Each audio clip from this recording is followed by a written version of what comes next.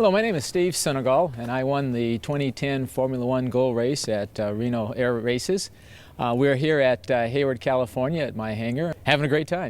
Well, I got my private pilot's license in 1980, and then shortly thereafter that I started instructing at Santa Monica Airport, and then started an air charter company. Did that for a couple of years, got hired at United Airlines, and moved up to now I'm a 767, 757 captain at United Airlines. The two are two completely different aspects of aviation. At United Airlines, I keep the airplane nice and smooth. Safety obviously is the number one important thing that I do at United Airlines, and staying away from other airplanes is very important. At Reno, we stay very close to other airplanes, going very fast, very close to the ground, and where the primary goal is to win.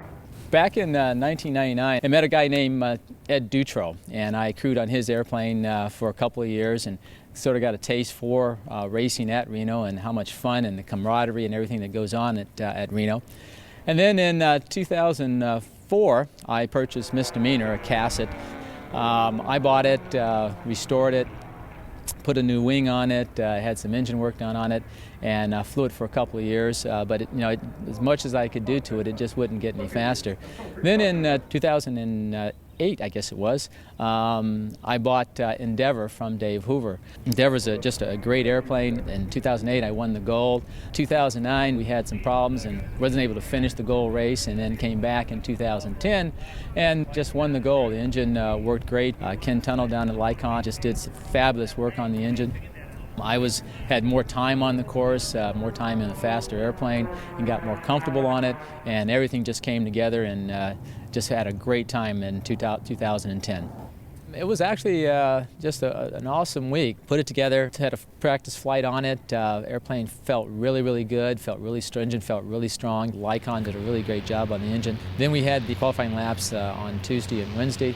Got out there and just really felt really good, and was able to qualify at 15 miles an hour faster than the next fastest plane.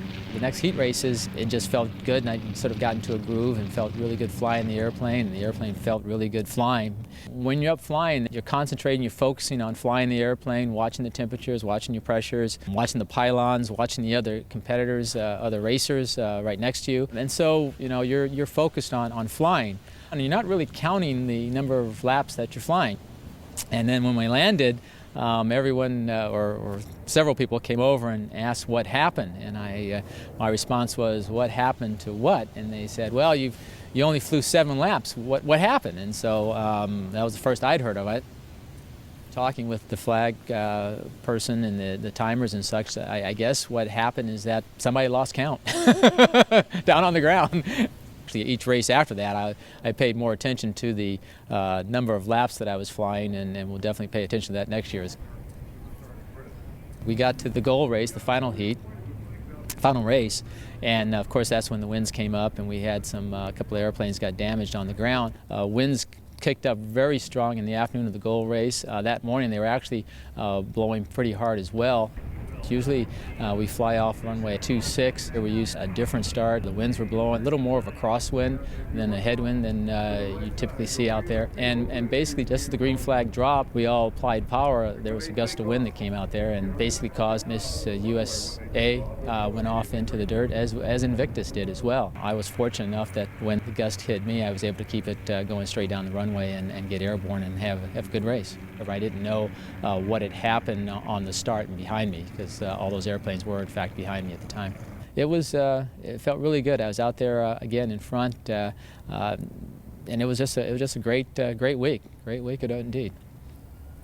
You need a dedicated crew, a crew that's willing to get up at the crack of dawn. Our briefs are at 7 o'clock in the morning. Our first races are at 8.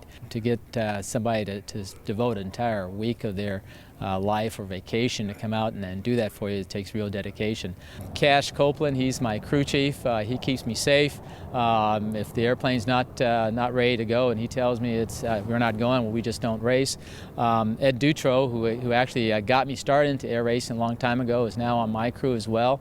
Nancy Glidden worked with us this year. She's a new entrant to help me out. She actually worked on Ed's crew a couple of years ago as well. We also have my wife, of course, without whose support I couldn't do any of this. She's there all week at Reno with me, going through all the trials and tribulations that I go through. And of course, we also have Vaughn Phipps. He's a person that also I've known a couple of years and has come out every year to Reno to give me a hand and to make it work. In 2009, Invictus, being flown by Tom Richards, won the gold. This year, Tom's flying in the jet class, and Invictus was in the hunt again this year, but had some problems in the final gold race with the winds we had that day. Scarlet Screamer, Vito, he's a rookie that's new to Formula One in 2010. He flew a very good race, came in second this year as well. He could definitely pose some real competition, and there was a lot of airplanes that didn't fly in 2010. Sly Dog, Smokey Young's airplane. Jethro Bodine has an airplane, Yellow Peril, that's very competitive, that was down for maintenance this year.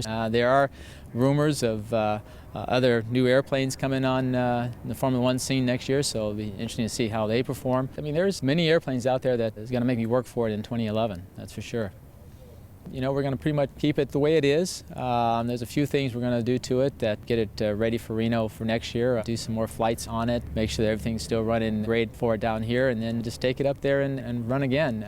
In 2011, actually, the rules have gotten changed where you can actually have electronic ignition now, and so there may be some airplanes that show up in 2011 that have electronic ignition on it, and that will solve some of their problems. But Endeavour still has two magnetos. As a matter of fact, Endeavour doesn't even have an electrical system. It's just basically an engine that we prop, that the crew chief gets out there and swings the prop, the engine start, the magnetos start firing, and that's basically how you fly the course. So. How does it feel to have everybody gunning for you?